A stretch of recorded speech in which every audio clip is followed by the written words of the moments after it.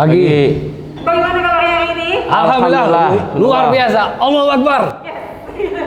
Masya Allah, semangatnya luar banget nih. Iya. Pak, Maton House ini sebetulnya perumahan yang seperti apa sih? Bismillahirrahmanirrahim. Maton House ini adalah sebuah perumahan yang kita buka pertama kali di Pekanbaru, dan dia mengambil konsep sebuah rumah seperti klaster gitu. Jadi dengan hanya beberapa unit, tidak dalam waktu luas, paling kan kita hanya beberapa hektar saja, masih belum berbentuk kawasan yang luas, belum seperti kota. Namun kita nanti akan menuju seperti itu. Hanya saja saat ini kita masih dalam berbentuk klaster-klaster saja. Untuk launching pertama di wilayah Bandung ya Pak nantinya ya. Apa sih Pak yang melatar belakangi untuk di wilayah tersebut itu? Ya baik. Tentunya kita bukan sekonyong-konyong ya langsung memilih Bandung, karena kita sudah 16 tahun itu berada di Pekanbaru. Kita tidak bisa dengan segera untuk hijrah atau mengembangkan. Karena apa? Maton House ini sebenarnya proyek saya pertama ya, dari awal tahun 2005 itu. Itu adalah satu-satunya proyek saya dari awal, dan saya kembangkan sampai 16 tahun. Itu proven, terbukti warganya ini betah, nyaman dengan konsep yang sudah saya setting di awal. Nah, dari konsep inilah yang akan saya tularkan ke kota selanjutnya. Namun ketika memilih kota selanjutnya, kota seperti apa yang akan saya pilih, tentunya juga berdasarkan dari hasil survei. Ternyata 3 kota besar yang paling nyaman untuk ditempati di Indonesia ini adalah yang pertama adalah Bandung, yang kedua adalah Yogyakarta, dan yang ketiga adalah Bogor. Dan saya memilih Bandung juga berdasarkan hasil survei bagaimana properti ternyata yang paling diminati oleh pasar properti yang berada di Bandung. Kalau untuk luasnya sendiri di Bandung dengan di Riau itu berapa hektar? Ya. Di Pekanbaru itu kita ada sampai 5 tahap ya. Yang pertama itu di tahap 1 ini 1, 2, 3, 4 dia langsung dengan satu tempat, itu total 3,3 hektar. Kemudian yang kelima ini memang kayak klaster kecil saja, hanya 4.500 meter persegi. Kemudian di Bandung ini potensinya itu 7 hektar. Namun saya memulai dengan tahap 1 di 6.000 meter persegi terlebih dahulu, yaitu kurang lebih 38 unit. Kalau untuk keunggulan dibanding klaster lain bagaimana? Ya. Properti lain. Klaster dibandingkan keunggulannya, oh jelas dong. Jadi kita ini sebenarnya kita meninggalkan kompetisi sebenarnya. Mengapa? Karena kalau kita sibuk dengan berkompetisi itu energi kita habis. Ya, kita akan saling bagaimana ya mau menjatuhkan lawan, bagaimana mau mengalahkan lawan. Kita fokus saja kepada yaitu customer centric. Kita lebih fokus kepada customernya saja. Customer ini apa sih yang kita ingin berikan yang terbaik bagi customer, kita berikan yang terbaik, kontribusi apa yang kita berikan kepada umat selagi kita masih hidup. Itu yang jadi seperti itu. Kalau jadi Maton House ini meninggalkan kompetisi. Kita karena saya sering banyak belajar dengan seperti Apple gitu ya. Apple itu dia meninggalkan kompetisi. Maka dia mengeluarkan produk yang pasti ya tidak akan pernah disamakan dengan produk lain, dan mungkin menjadi yang lain menjadi follower, dan begitu juga dengan Maton House.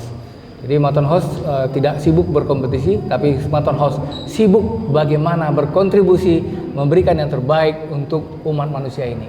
Skemanya seperti apa ya Maton House ini? Pasariah atau konven? Oh ya. Nah, jadi kita Maton House ini memang kalau dikatakan konven syariah itu sebenarnya bukan value kita gitu, bukan nilai jual kita sebenarnya. Karena apa? Maton House ini saya seorang muslim yang beriman, itu sudah memahami gitu loh, untuk apa saya hidup di dunia ini gitu. Sebenarnya saya berasal dari mana gitu loh. Saya tidak ujuk-ujuk datang di sini, saya tidak pernah minta dilahirkan ke dunia ini, tapi saya ditugaskan, diciptakan, ada saya di dunia ini. Dari situ saya berpikir, saya untuk ada di dunia ini bukan untuk semau saya. Ini pasti ada yang lebih besar yang menginginkan adanya saya di dunia ini. Oleh karena itu, tentang syariat atau konven, saya pasti syariat. Itu sesuai dengan syariat. Karena apa? Nggak perlu diomongin hal yang seperti itu. Itu sudah mengalir di dalam darah kita. Ketika Anda belek darah nadi urat nadi saya, maka akan keluar tulisannya syar'i. Seperti itu. Kalau maton sendiri artinya apa? Nah, ini long story ya, it's a long story. Tapi sekilas ya, dulu waktu saya pertama kali berpikir bagaimana ya, ini apa sih namanya ini, supaya kita itu betul-betul tidak bisa ada yang sama dengan kita gitu loh. Kita different. Apa ini? Regency kah, village kah? Itu sama dengan yang lain ya. Saya berpikir, terus datang anak kecil SD ya, ponaan teman. Om, mau ngapain om? Ini lagi nyari nama nih, nama untuk perumahan. Emangnya yang bikin perumahan siapa om? Om Makbul sama Om Tony. Oh, kasih nama Maton aja om. Oh gitu ya, iya. Waktu itu saya berpikir, kayaknya Maton. Karena kita tahu artinya, jadi bagaimana tuh? Akhirnya saya tambahkan dengan house.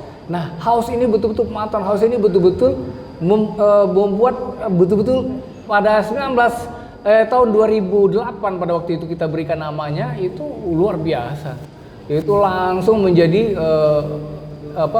customer itu datang melihat ada apa ini, apakah ini rumah spa, karena kita dengan style kita kan dengan backdrop belakang hitam, tulisan dari stainless, dikirain salon atau rumah spa. Oh ternyata perumahan, Masya Allah, luar biasa kata. Begitu tanggapan dari customer yang datang ke lokasi kita. Baik. Sekarang ini masih masa pandemi juga, Iya. Nilai ekonomi juga masih belum stabil. Apakah sudah ada komitmen yang sudah meminta untuk dibangun Maton di wilayah Bandung? Iya. Baik. Nah, kita memang sekarang ini membuat sesuatu yang berbeda sekali. Nanti akan ditambahkan oleh partner saya yang luar biasa ini, Kang Ganjar. Namun saya sedikit sampaikan bahwa ini adalah sesuatu yang luar biasa. Kita memang berusaha berpikir bagaimana ya supaya tidak sama dengan bisnis properti yang ada. Kita mendisrupsi bisnis properti yang ada. Nah, kita customer kita sengajakan, kita akan kumpulkan nanti di tanggal 27. Oleh karena itu kita memang tidak akan ada buka pada customer terlebih dahulu, tetapi kita akan membuka seperti ini. Kalau bahasa Jawanya woro-woro ya, kalau bahasa Sundanya naon. Ya, itu seperti itu. Jadi mungkin akan lebih enak lagi, Kang Ganjar, mangga ditambahkan. Bismillahirrahmanirrahim. Saya lepas izin ya.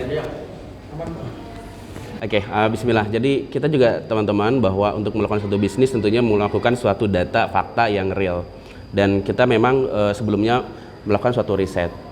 Dari suatu riset di masa pandemi ini, developer tetap bertahan dan bahkan ada yang sampai menjual dalam kurun 1 tahun sampai 250 unit. Itu satu. Kedua, berikutnya adalah properti ini menjadi kebutuhan utama. Jadi namanya pangan, sandang, papan itu akan tetap menjadi kebutuhan manusia selama masih hidup. Oke, riset yang ketiga adalah kita juga membuktikan bahwa pandemi ini tidak mendistrupsi ekonomi seperti yang kita khawatirkan terjadinya resesi. Berbeda banget dengan tahun 2008 gitu ya, tahun 1997 itu beda banget. Itu memang kelangkaan daripada uang. Tapi kalau ini uangnya ada, orang-orang pegang uang. Tapi kendalanya memang ditahan karena kondisi pandemi, dia nggak bisa melakukan transaksi. Dan kita bisa buktikan deh, awal-awal ketika Bandung nurunin level PPKM-nya ya, dari level 2 ke level 1, itu macetnya itu nggak ngitung hari gitu. Itu besoknya ngebludak macet, jalan tol macet lagi. Nah, jadi sekarang ini yang ada adalah orang udah punya budget, dia punya dana, tapi dia tahan karena memang pandemi. Jadi ketika pandemi dibuka, kebayang nggak ini kayak air bah, yang orang nahan project-project, ya dia nahan bisnisnya, terus sekarang dibuka gitu ke PPKM level 1, itu orang udah kejar target karena dia 2 tahun lalu dia slow moving kan. Nah, jadi kita nggak bisa menilai dari analisa dan riset kita bahwa ekonomi yang sekarang ini resesi seperti tahun 97 sama 2008 nggak seperti itu. Ini memang uangnya ada, tapi memang karena ketahan aja oleh aturan-aturan PPKM. Itu sih. Kalau untuk tipenya sendiri nantinya ada berapa tipe? Oke, kita satu seragam semua. Tipenya kita tipe 65 untuk luas bangunan dengan 2 lantai. Luas kaflingnya 72 meter persegi. Dan kita itu seragam untuk yang tahap awal ini. Fasadnya berbeda. Ya, tapi kita ada satu unique value, walaupun itu seragam semua, fasadnya berbeda. Jadi ketika masuk ke sana itu orang udah ngelihat ini kok kayak rumah bangun sendiri gitu ya. Kan orang-orang seragam, ini kita enggak, kita fasadnya berbeda. Jadi orang ngeliat ini suatu yang unik. Dan itulah cara kita tadi bagaimana kita keluar dari kompetisi seperti itu. Kita akan mendistribusi juga gitu ya di bisnis properti ini dari suatu yang lain gitu. Dan ini akan menjadi di Bandung khususnya gitu ya. Ini akan menjadi trendsetter di kedepannya. Range harganya berapa aja Pak yang sudah pernah terjual di Pekanbaru dan mungkin di Bandung dan entah gitu? Oke, range harga kita juga udah lakukan analisa gitu. Dan tentunya itu range harga nanti kita akan bahas di dalam gitu ya. Di dalam ruangan ini kita akan bahas berapa range harga itu gitu. Tapi yang jelas kita sudah melakukan analisa, kita sudah melakukan riset dan kita sudah ada harga yang terbaik. Target pasarnya sendiri ini dikhususkan untuk usia milenial atau Iya. Ya, kita pasarnya cukup luas. Jadi pertama adalah milenial tentunya untuk rumah pertama.